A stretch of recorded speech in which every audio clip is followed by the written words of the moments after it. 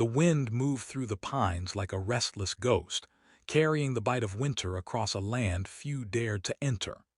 Deep in those endless woods stood a small cabin, its walls darkened by years of smoke and storms. Inside lived a man who had long chosen silence over company. Each morning he rose before the sun, fed the fire until it cracked alive, and stepped outside to greet a world of cold breath and creaking trees. His name was known to no one beyond the nearest trading post, and he preferred it that way. People came with questions, with noise, with promises they rarely kept. The forest gave him none of that. The forest asked for nothing but strength. He chopped his own wood, mended his own roof, hunted his own meals. The rhythm of survival was steady, almost soothing.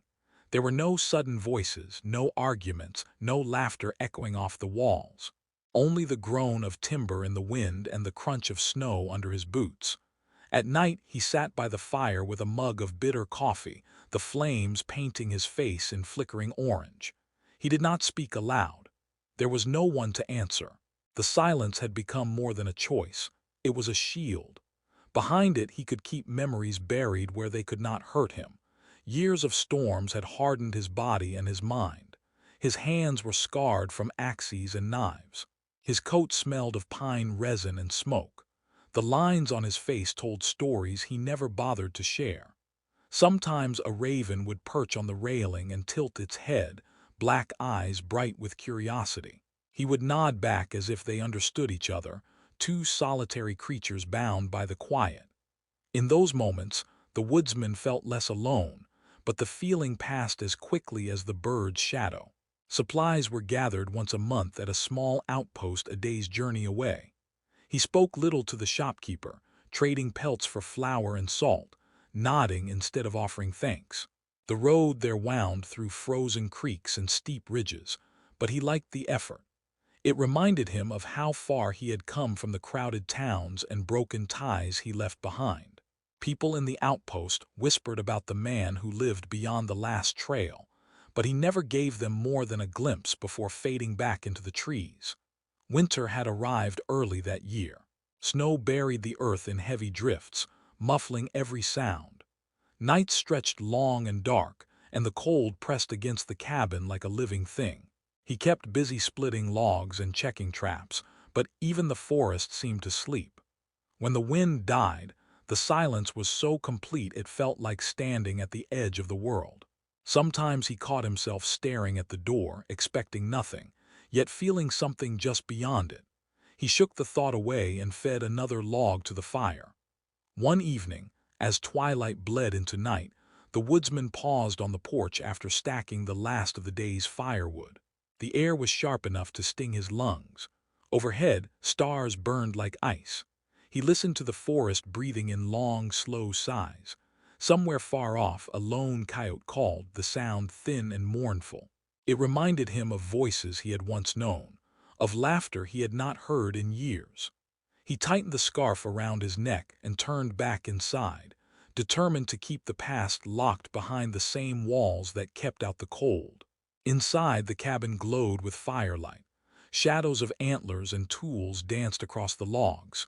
He hung his coat, sat at the rough wooden table, and ate a meal of salted meat and hard bread. Each bite echoed in the quiet. Outside, the storm began to rise again, a low moan threading through the trees. The windows rattled in their frames. He checked the latch on the door out of habit, though no one ever came this far during a snow. It was a land that swallowed the careless. As the night deepened, the woodsman settled into his chair by the fire. Flames licked the stone hearth, sending sparks into the dim room. He closed his eyes and listened to the storm's distant roar. The world beyond the forest might as well have been another lifetime. Here he needed no one. Here he belonged only to the woods, to the snow, to the endless dark. At least that was what he told himself as the wind howled and the cold pressed tighter, carrying with it a faint, unfamiliar sound, a sound he could not yet name. Snow fell in heavy, wet flakes that night, the kind that smothered sound and swallowed the moonlight. The forest disappeared behind a curtain of white, every tree wrapped in a ghostly shroud. Inside the small cabin, The woodsman sat by the fire, sharpening his knife in slow, steady strokes. Sparks leapt from the hearth each time the blade caught the light. He paused only to listen to the storm pressing against the walls, a low, endless moan that felt as if the whole world were breathing in and never letting go. Nights like this meant danger for anyone still on the trail, but to him, it was only another reminder of how far he lived from other lives. He set the knife aside, rubbed his aching hands, and leaned back in the chair as the fire snapped and hissed. Then it came, a sound so unexpected that he thought at first it was a trick of the wind. A sharp, hurried knock against the wooden door. 3 quick raps, muffled by the storm yet clear enough to freeze him where he sat. He held his breath and waited. Nothing, only the hiss of snow against the windows. He told himself it was a branch or a loose shutter. Nobody traveled this deep in winter. Nobody would survive long enough to reach his cabin through a storm like this. But before the thought could settle, the knock came again, harder this time, urgent and trembling. The woodsman rose slowly, every muscle tight with caution. His cabin had seen its share of curious travelers in the milder months, but winter brought a different kind of visitor, desperate or dangerous, sometimes both. He reached for the rifle leaning near the door, its metal cold against his calloused palm. Another knock, weaker now, barely more than a plea. The sound carried something human, something fragile. He set the rifle aside but kept it within reach, his heart thudding like a drum as he unlatched the door. A rush of icy air burst inside, scattering embers across the floor. Through the swirling snow stood a woman wrapped in a worn wool coat, her face pale and streaked with frost. Behind her huddled 3 small figures, their shapes barely visible against the night. The woman's eyes met his, wide with exhaustion and fear. "Please," she said, her voice raw from the cold. "We need help." For a moment he could not move. He had prepared himself for animals, for strangers with dark intentions, but not for this. A widow, he guessed from the absence of any other adult. Children, 3 of them, their cheeks red and raw, eyes heavy with hunger. He stepped aside without a word and motioned them in. The woman guided the children through the door, and the storm followed, swirling snow across the wooden floor until he pushed the door shut and dropped the heavy bar into place. The warmth of the fire wrapped around them, but the newcomers shivered violently, their clothes soaked through. The woodsman grabbed extra blankets from a chest and draped them over the children. They clung to each other in a small, silent knot, their breaths quick clouds in the chilly room. The woman whispered thanks and sank to her knees beside them, rubbing their hands to bring life back to their fingers. He noticed the trembling in her shoulders, the way she winced each time she moved. Hours in the storm had left their mark. He moved to the hearth and stirred the fire until it roared. The cabin filled with the scent of burning pine. "Sit closer," he said, his voice rough from days of disuse. The woman obeyed, gathering the children near the blaze.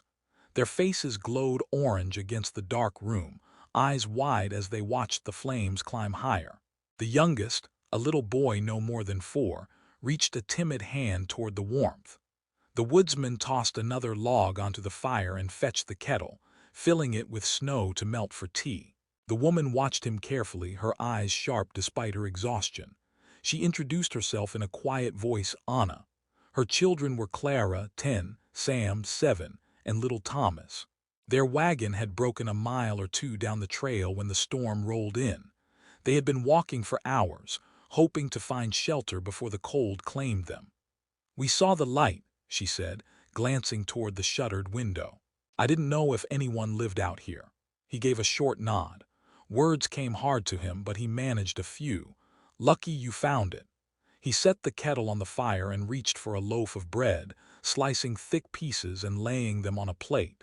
The children's eyes followed every movement, hunger bright in their faces. He handed the plate to Anna, who passed the bread carefully among them before taking a piece herself. They ate in silence at first, the only sounds the crackle of the fire and the storm clawing at the roof. As they warmed, the children began to speak in soft, hesitant voices. Clara thanked him for the blankets. Sam asked if he had shot the deer skull hanging above the door. Little Thomas pointed at the iron kettle and giggled when the steam hissed like a snake. Their small voices filled the cabin in a way it had not known for years. The woodsman found himself listening more than he intended, answering questions with short grunts that soon grew into full sentences. Something in their presence chipped at the wall of quiet he had built around himself. Anna removed her coat and revealed a simple dress patched at the elbows. Her hair, damp from melting snow, clung to her temples. She explained that they had been traveling west in search of a new start after losing their farm to drought and debt. Their supplies were nearly gone when the wagon wheel snapped. She had hoped to reach a settlement before nightfall, but misjudged the storm's speed. "We wouldn't have made it another hour," she admitted, her voice breaking for the first time. She quickly looked away, blinking back tears. The woodsman studied her face, the determined set of her jaw despite the fatigue. He recognized the look of someone who had fought too long to surrender. It stirred a memory of battles he had fought himself, of losses he rarely allowed to surface. Without thinking, he poured hot water into tin cups and slid them across the table. "You'll stay here tonight," he said, more command than offer. "Storm's not letting up." Anna opened her mouth to protest, then closed it with a small nod. "Thank you," she said, the words carrying a weight he could feel. She wrapped her hands around the cup and let the steam rise against her face. The children sipped carefully, their cheeks flushed from the heat. Hours passed as the storm raged outside. The woodsman found extra bedding and spread it near the hearth. The children settled quickly, exhaustion overtaking fear. Anna remained awake, her eyes on the fire, shoulders relaxing only when she saw her children safely asleep. He sat across from her, sharpening his knife out of habit though he barely looked at the blade. They exchanged few words, yet an understanding grew in the silence, a shared relief, a fragile trust. Every creak of the cabin reminded him that he was no longer alone. The sound of another person breathing, the faint rustle of blankets, even the soft sighs of sleeping children, all of it felt strange and strangely welcome. He studied the woman across the firelight, noting the lines of hardship etched into her face, the steady resolve behind her tired eyes. Something in her presence unsettled him, not in fear but in the way it made the cabin feel warmer than the fire alone could provide. Outside, the storm showed no sign of mercy. Snow piled high against the door, sealing them in. The woodsman rose once more to check the latch, then returned to his chair, the rifle still leaning close by. He had lived years without expecting a single visitor. Now, in one night, 4 strangers shared his shelter, filling the space with quiet life.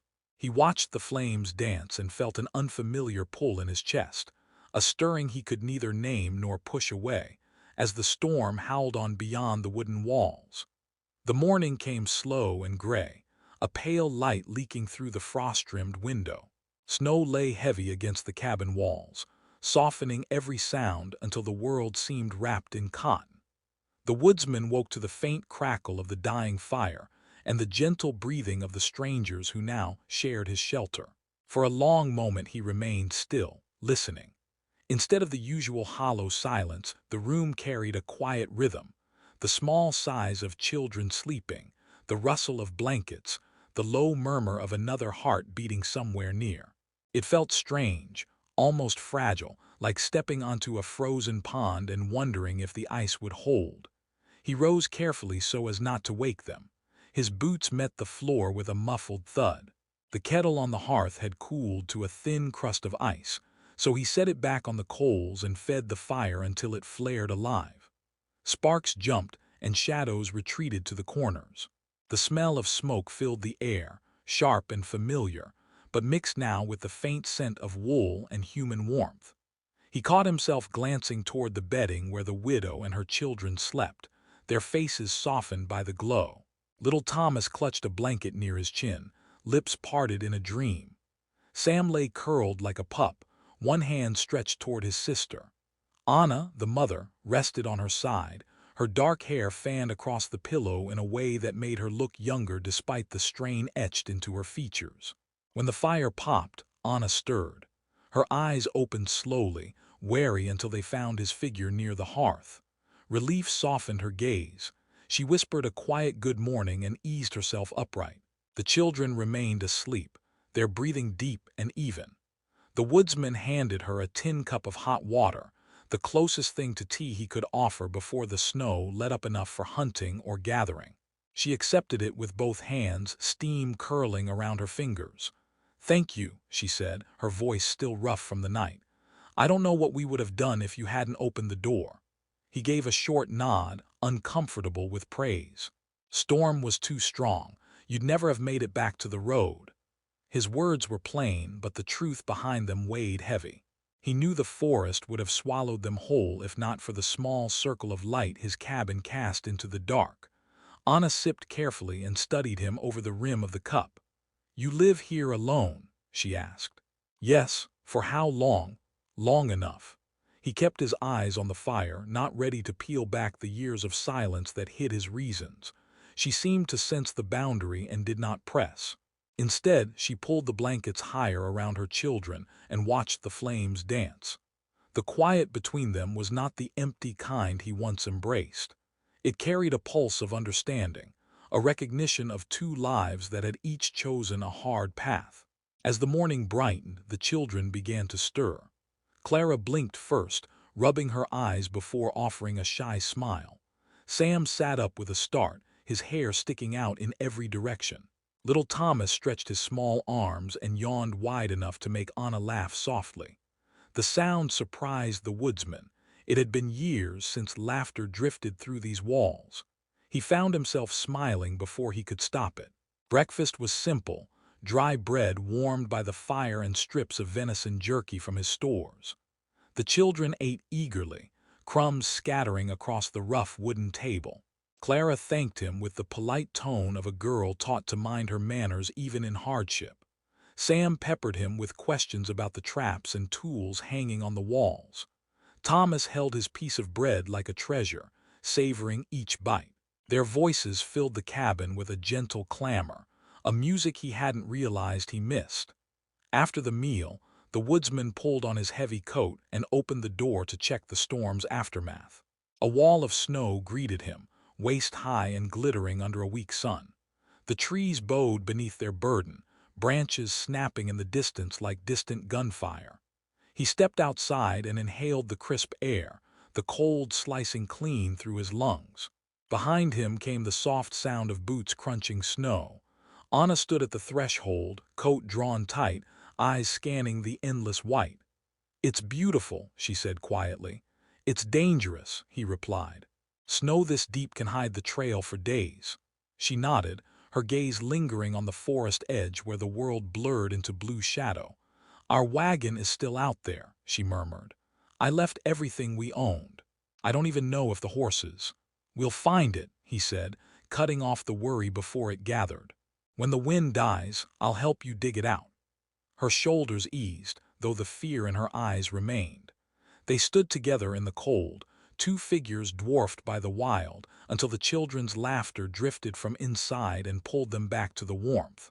The day passed in quiet work. The woodsman showed Clara and Sam how to stack firewood and pack snow around the base of the cabin to keep the drafts out. They followed his instructions with eager determination, their small faces bright with purpose. Little Thomas toddled behind them, dragging a stick and leaving crooked trails across the packed path. Anna helped mend a torn blanket using a needle from his kit, her fingers quick despite the chill. Each task wove them deeper into the life of the cabin, as if they had always belonged. While they worked, Anna shared fragments of her story. Their farm had withered under years of drought.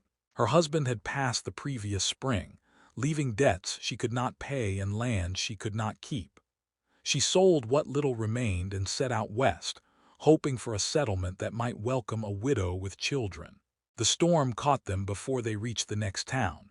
Her voice trembled when she spoke of the wagon breaking, the horses panicking, the miles of empty forest. She glanced toward her children, lowering her tone. "I didn't know if we would make it."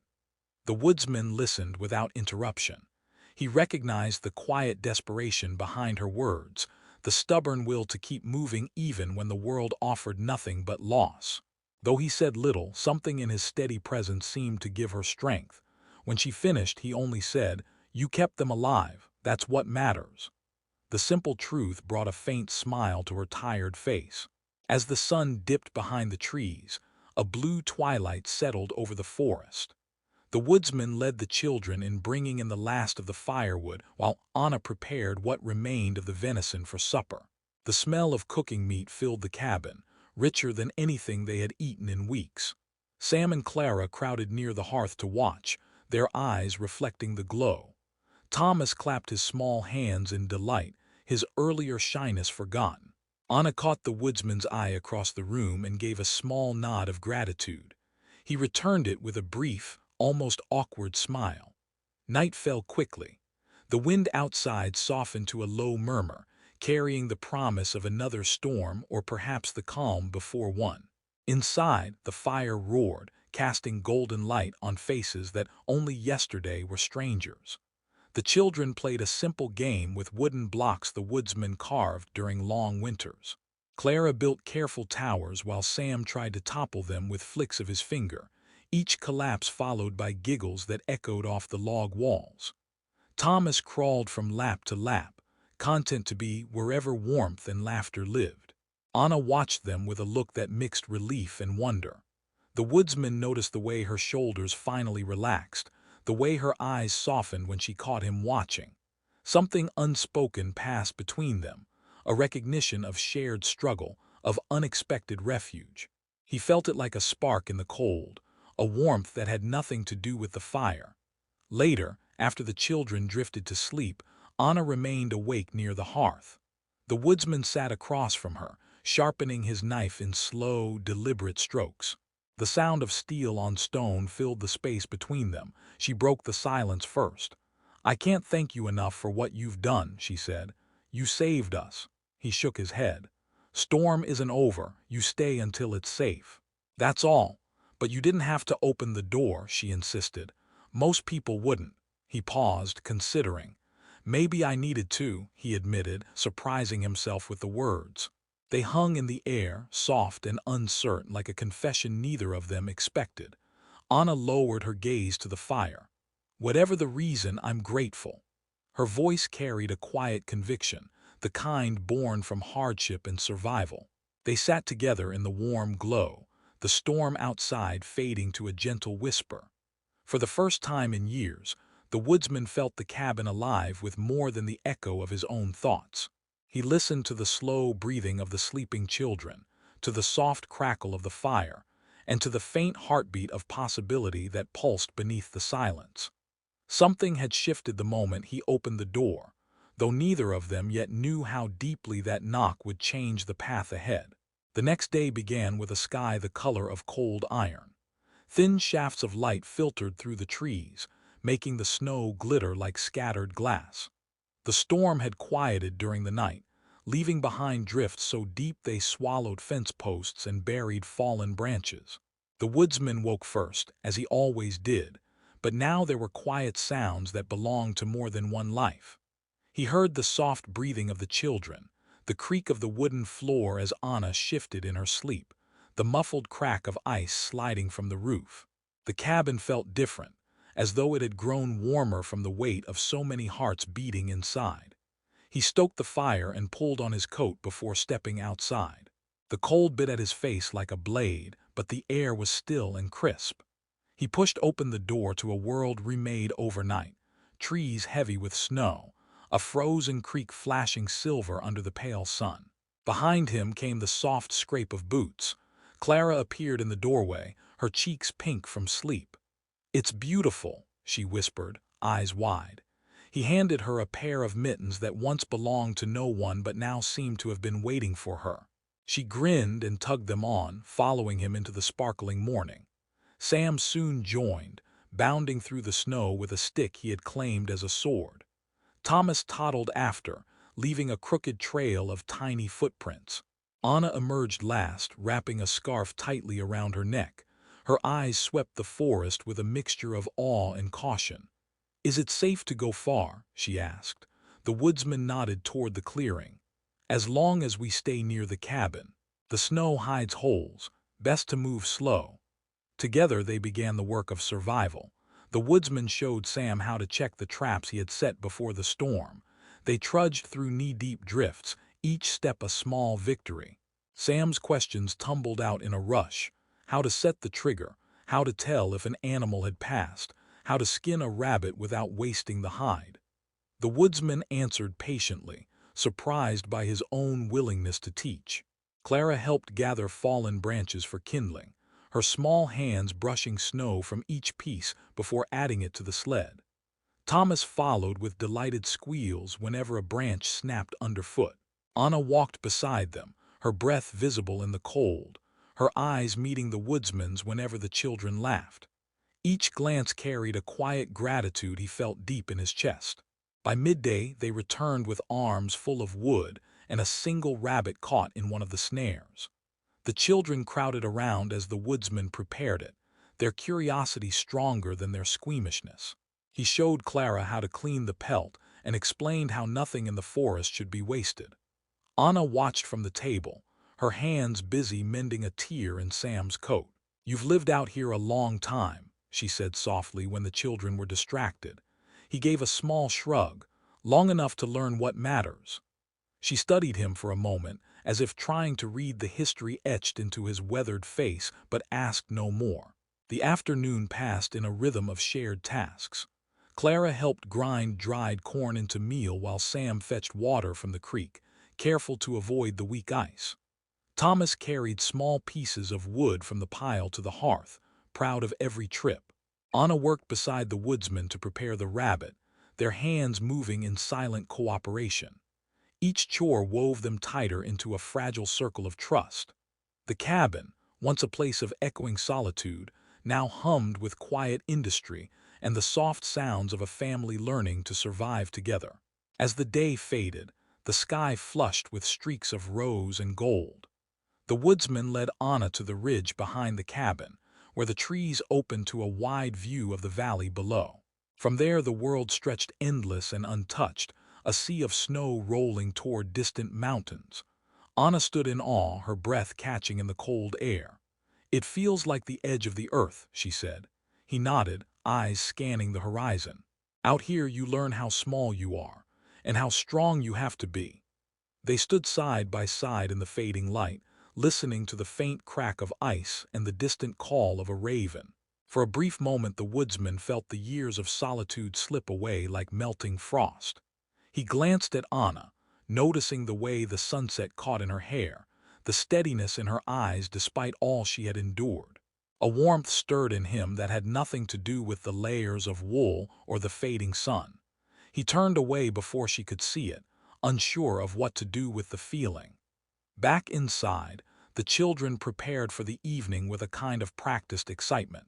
Clara arranged the wooden blocks into a fortress while Sam fashioned a tiny flag from a scrap of cloth.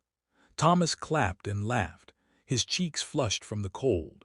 Anna served bowls of steaming rabbit stew, the rich scent filling every corner of the cabin.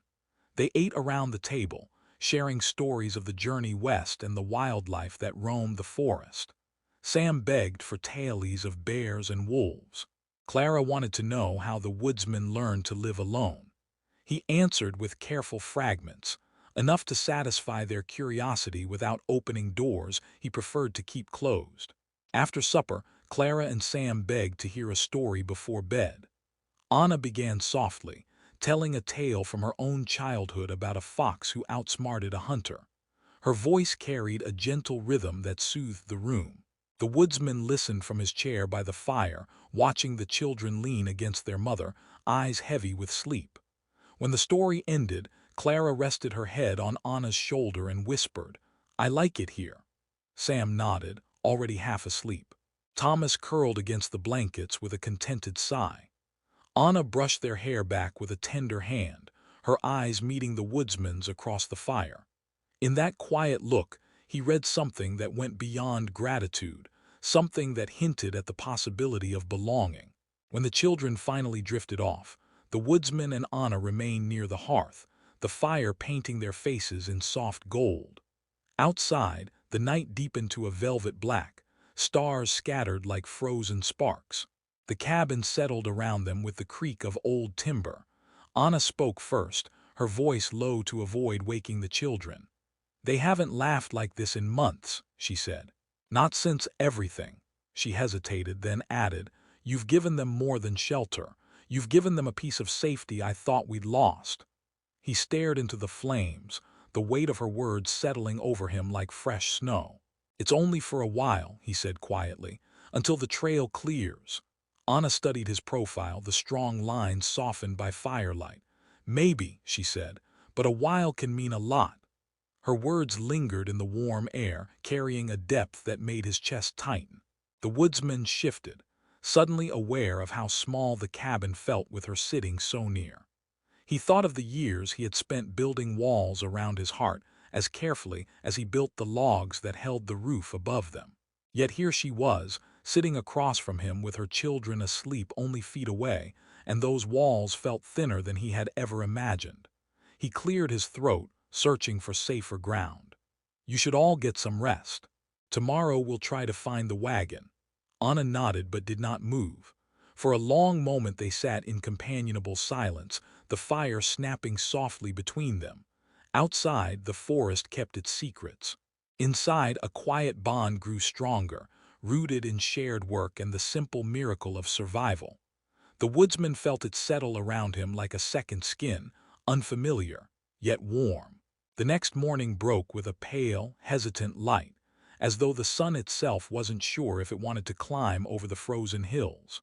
A thin mist hovered between the trees, curling around trunks like breath from some sleeping giant. Inside the cabin, the fire had burned low, but the air was still warm from bodies sleeping close together. The woodsman opened his eyes to the sound of soft voices. Clara and Sam whispered near the hearth, trying to keep Thomas from waking. Anna sat with her back against the wall, her face turned toward the small window where the first streaks of dawn crept through the frost. For a moment he simply watched, feeling an unfamiliar calm settle into the room. Their presence no longer felt like intrusion. It felt inevitable, as if they had always been meant to fill the silence he once guarded. He rose quietly, pulling on his boots, and stepped outside. The snow had hardened overnight, a crust of ice glittering under the weak light. The air carried the sharp tang of pine and the faint promise of another storm waiting beyond the mountains. He scanned the tree line, listening to the distant snap of branches under their own weight. Somewhere far off a bird called, thin and lonely. The sound reminded him that the trail to town would remain treacherous for days, maybe weeks. The thought brought both relief and unease. Relief because their stay would continue. Unease because every passing day deepened a connection he wasn't sure he had the right to keep. Anna joined him soon after, wrapping her coat tight against the cold. "It's clearer today," she said, her breath making small clouds in the morning air. "Maybe we could try to reach the wagon." He nodded, already considering the safest path.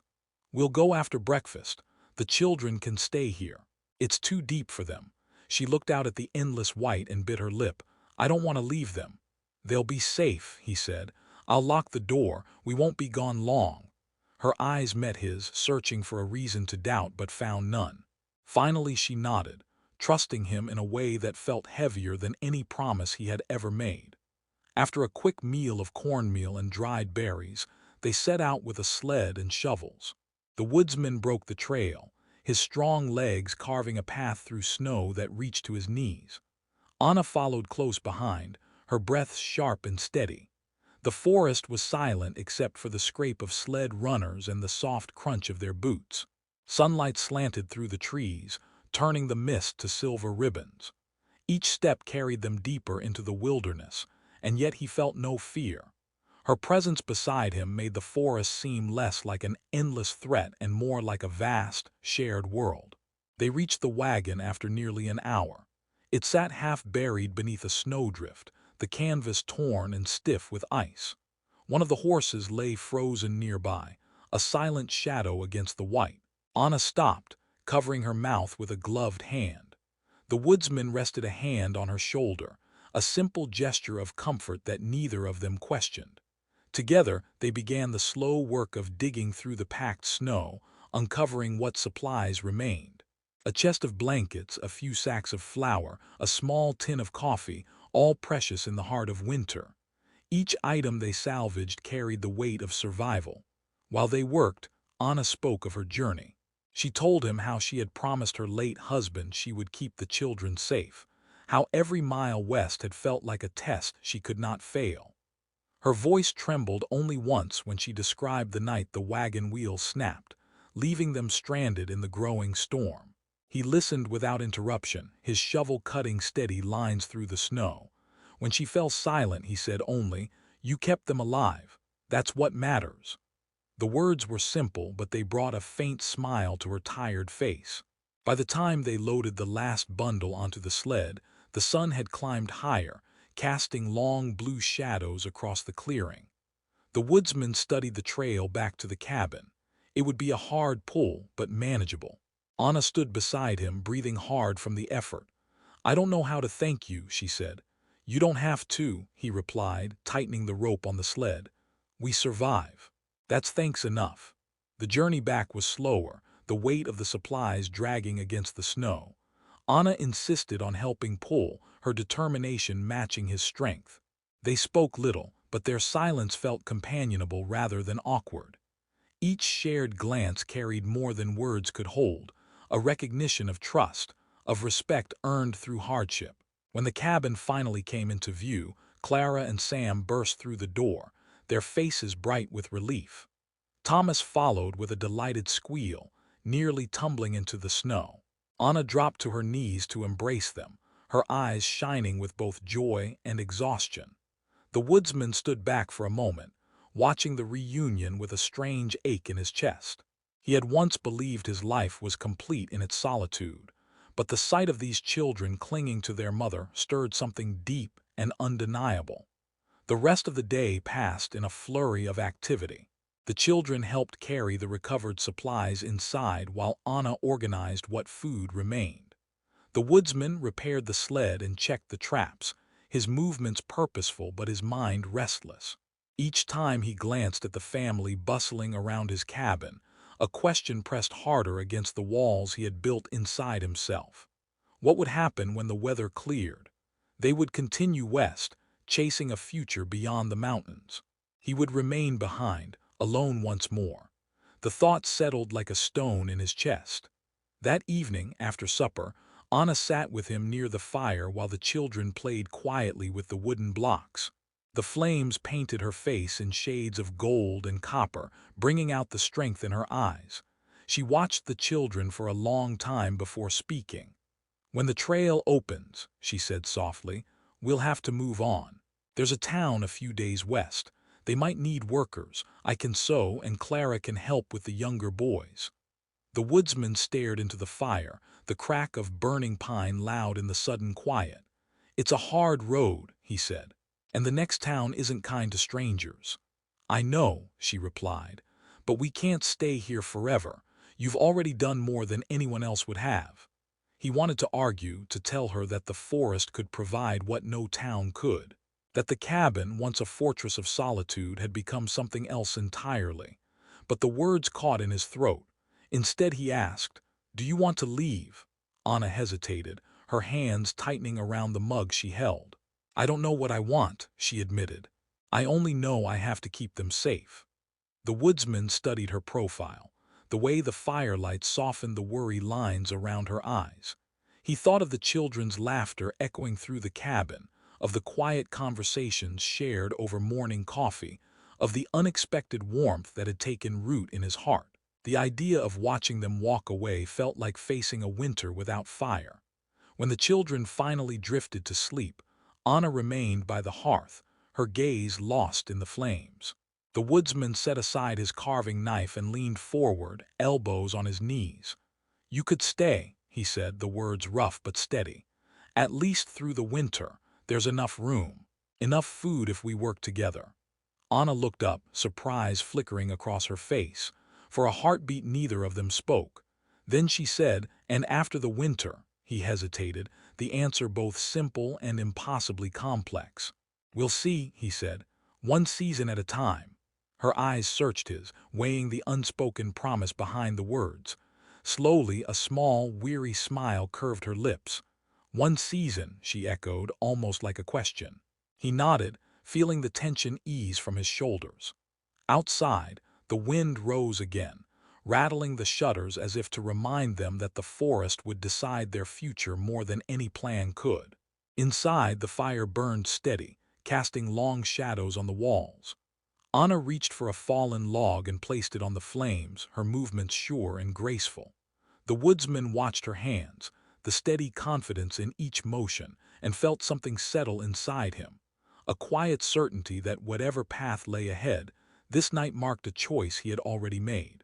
Later, as the storm gathered strength beyond the walls, he checked the locks and shuttered the windows. Anna tucked the children under thick blankets, her voice a soft murmur that blended with the crackle of the fire. When she turned back, the woodsman stood by the door, snow-dusted coat still hanging from his shoulders. Their eyes met across the small room. No words passed, but a silent understanding filled the space between them. The decision had been made, not in speeches or plans, but in the steady rhythm of days shared and trust quietly built. The cabin, once a refuge for a single man, now held the fragile beginnings of something neither of them had dared to imagine. Winter stretched on like an endless breath, each day blending into the next with the slow rhythm of snow and fire. The forest changed with the weeks, the heavy drifts settling into deep blue shadows while icicles thickened like glass teeth along the cabin roof. Inside, life took on a new pattern. The woodsman no longer woke to an empty room. Instead, he rose each morning to the soft murmur of voices, the rustle of blankets, the faint giggle of a child trying to stay quiet and failing. The cabin that had once been a silent fortress now pulsed with warmth and small surprises. Clara was usually the first to stir. She liked to help start the fire, her quick fingers stacking kindling with careful precision. Sam followed soon after, eager to fetch water or carry wood, his energy spilling across the room like sunlight. Little Thomas would roll out last, hair sticking up in every direction, his sleepy grin melting whatever chill lingered from the night. Anna moved among them with a quiet grace, her voice soft but firm as she guided their small tasks. The woodsman found himself watching her more than he intended, noticing the way she tucked a loose strand of hair behind her ear or smiled, when one of the children surprised her with a hug. These small moments settled deep inside him, reshaping the cabin into something more than shelter. They worked together to keep the winter at bay. The woodsman taught Sam how to read animal tracks in the snow, how to spot the faint marks of a fox or rabbit along the frozen creek. Clara learned to mend nets and set small traps, her steady hands showing a patience beyond her years. Anna helped with everything, from splitting logs to curing hides, her determination steady even when the wind bit hard and the cold burned their skin. What had once been chores for survival became rituals of connection. Each task carried laughter, quiet conversations, or the simple comfort of standing shoulder to shoulder against the cold. The forest no longer felt like an enemy. Instead of a lonely expanse, it became a playground for the children and a shared challenge for the adults. They ventured out on calm days to gather pine cones for kindling or to follow the tracks of deer across frozen fields. Sometimes they stopped to listen to the silence, a deep hush broken only by the distant creak of trees and the faint whisper of falling snow. The woodsman would glance at Anna during these pauses, catching her eyes as she took in the beauty around them. There was a steadiness in her gaze that felt both grounding and impossible to look away from. Evenings brought a different kind of warmth. After supper, they gathered near the fire, the children sprawled on the rug, while Anna sewed or read from an old book she had saved from the wagon. Clara loved to hear stories about the stars, and Sam begged for tales of the woodsman's life before the forest, though he rarely gave more than fragments. Thomas, too young for questions, simply curled against his mother and watched the flames dance. The woodsman listened to their voices and felt something he had not known he was missing, the sound of belonging. It was not loud or grand. It was a quiet rhythm, steady and sure, like the heartbeat of a home. Days passed and the snow began to soften under the first hints of spring. Sunlight lingered a little longer in the evenings, melting thin sheets of ice from the cabin windows. Birds returned to the trees, their calls sharp against the thawing silence. With each change came the reminder that the trail would soon open, and the question that had hung between the woodsman and Anna grew heavier. The children spoke of the journey west with curiosity, wondering what towns might lie beyond the mountains. Anna mentioned it less and less, her eyes lingering on the cabin as if memorizing every detail. One afternoon, while the children played outside, Anna joined the woodsman as he repaired a section of the fence near the creek. The air carried the scent of wet earth, a sign that winter was loosening its grip. She held a post steady while he hammered it into place, their movements synchronized by days of shared labor. After a long silence, she said, "The snow will clear soon." Her voice was calm, but there was a weight beneath the words. He kept his eyes on the post. "It will. The children ask when we'll leave," she continued. "I tell them we'll decide when the time comes." He paused, resting the hammer against the wood. "And what do you want?" Anna looked toward the cabin where faint laughter floated through the trees. "I want them safe," she said softly. "I want them to have a place where they can grow without fear." The woodsman turned to face her, the cool breeze lifting strands of her hair. "They have that here," he said, the words more certain than he expected. Her eyes met his, steady and searching. "And you, would you have us stay?" The question landed like an arrow, sharp and direct. He had avoided it for weeks, burying his feelings beneath the routine of survival. Now there was no room for silence. "Yes," he said simply, "I would." Anna studied him, her expression unreadable at first. Then a faint smile touched her lips, small but full of meaning. "I think," she said, "that they already feel at home." They finished the fence without another word, the decision unspoken but understood. When they returned to the cabin, the children ran to greet them, their cheeks flushed from play. Clara proudly presented a small bouquet of early wildflowers she had found beneath a patch of melting snow. Anna accepted them with a quiet laugh, her eyes shining with something the woodsman recognized as more than gratitude. That night, the cabin glowed with a warmth that came from more than fire. The children played until sleep pulled them under, leaving Anna and the woodsman by the hearth. Outside, the moon rose over the forest, casting silver light across the softening snow.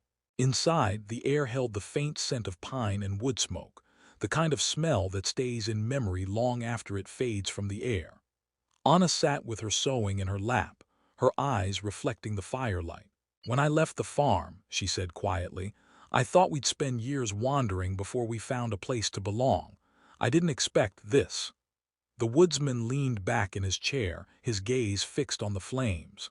"Neither did I." For a long time they sat in silence, the kind that no longer felt heavy but instead wrapped around them like a soft blanket. He could hear the slow breathing of the children in the next room, the crackle of the fire, the faint sigh of the wind against the walls. Every sound carried the promise of a life no longer defined by loneliness. As the weeks turned to months, the forest transformed. Snow gave way to damp earth and budding trees. Streams swelled with melted ice, and birdsong filled the air each morning. The woodsman watched the children explore the changing landscape, their laughter echoing through the valley like music. Clara gathered wildflowers for the table. Sam learned to carve small figures from spare wood. Thomas toddled after them with fearless delight, his small boots sinking into the soft ground. Anna moved through it all with quiet strength, her presence as steady as the hills.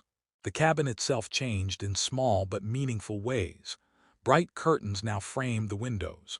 A row of tiny shoes lined the door. The table bore scratches from games played late into the night. Each mark told a story of life unfolding, of a house becoming a home. The woodsman found himself smiling more often, speaking more freely, laughing at jokes that once would have fallen flat in the emptiness. The solitude that once defined him had softened into something richer, something shared. One evening, As the sun set in a blaze of orange and gold, he stood on the porch with Anna, watching the children chase fireflies in the growing dusk.